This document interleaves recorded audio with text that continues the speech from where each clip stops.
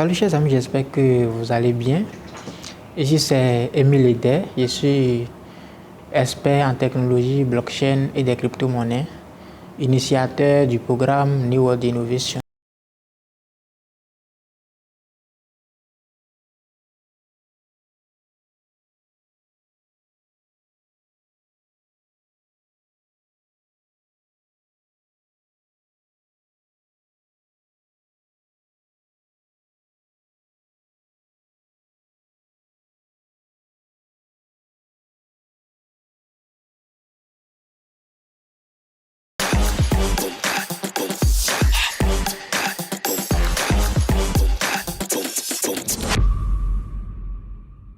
Nous allons maintenant aborder les types de trading des crypto-monnaies. D'abord, il faut noter que nous voulons juste apprendre à exploiter les différents portefeuilles sur les plateformes d'échange. Et tous ces portefeuilles ne sont pas disponibles sur toutes les plateformes d'échange. Il y a des plateformes où vous ne verrez pas le future trading par exemple. Mais généralement, toutes les plateformes disposent au moins les spots, les portefeuilles des spots qui permettent de faire des dépôts, des retraits et autres. D'accord? Alors, les spot trading, premièrement, les spot trading. D'accord? Je lis. Sur Binance, il y a plusieurs portefeuilles parmi lesquels nous avons les spots.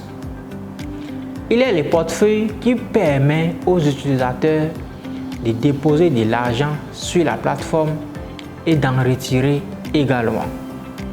Le trading dans spot consiste à acheter une monnaie après analyse et à attendre que ça monte puis revendre.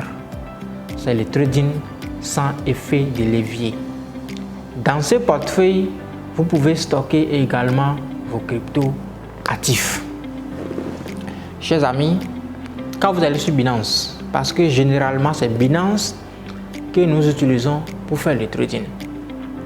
Quand vous allez par exemple sur Binance, vous ouvrez votre compte sur Binance, le portefeuille qui vous permet de déposer votre argent pour commencer à travailler sur Binance, c'est les spots.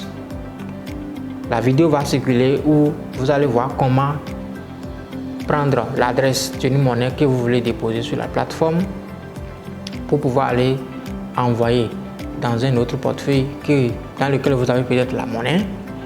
Comment faire un retrait de l'argent qui est disponible dans votre portefeuille spot. Comment acheter et vendre une crypto-monnaie. Nous l'avons déjà appris lors de la formation sur initiation des crypto-monnaies. Donc tout ce qui concerne achat et vente, déjà vous savez le faire. Donc la vidéo vous sert à tout ça. Donc dans les portefeuilles spot, vous pouvez également trader en achetant simplement et lorsque ça finit de monter, vous vendez. D'accord? Vous achetez simplement, lorsque ça finit de monter, vous vendez. Tout ça après bien sûr une analyse. Je vais boire de l'eau, excusez-moi. Donc tout ça, c'est après une analyse que vous devez acheter la monnaie, attendre que ça monte. Je prends l'exemple simple.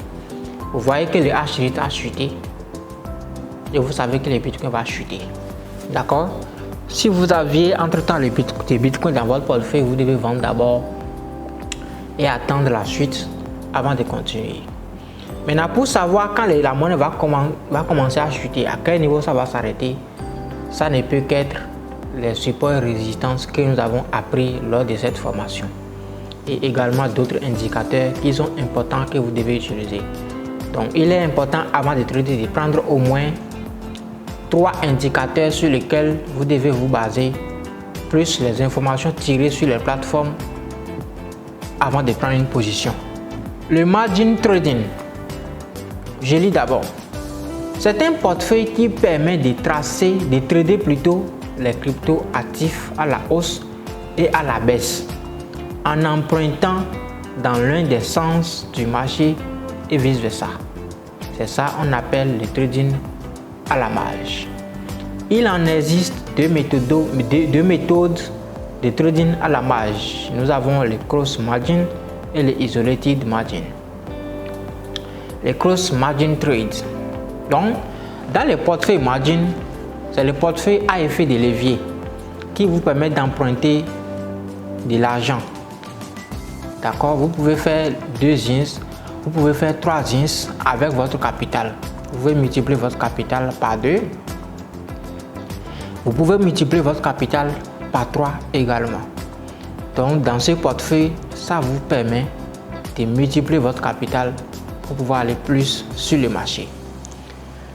La première manière, c'est le cross margin trade. Il s'agit ici d'emprunter une monnaie que vous détenez ou de USDT jusqu'à 3 fois. D'accord? Donc on vous donne la possibilité d'emprunter la monnaie jusqu'à 3 fois ou bien à 5 fois dans les cross margin trades. Le trading à la hausse, comment ça se passe?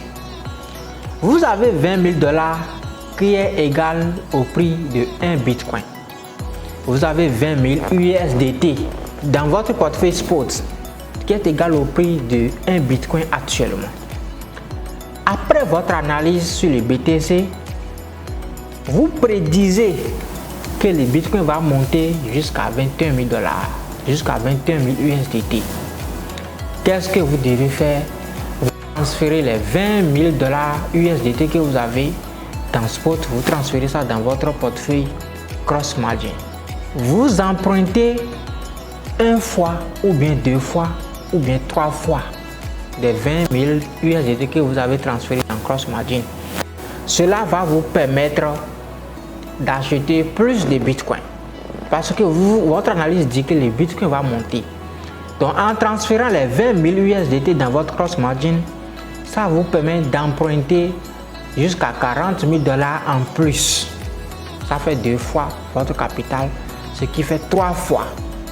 Donc vous utilisez tout cet argent pour pouvoir acheter au total 3 Bitcoins, donc 20 000 $ l'unité.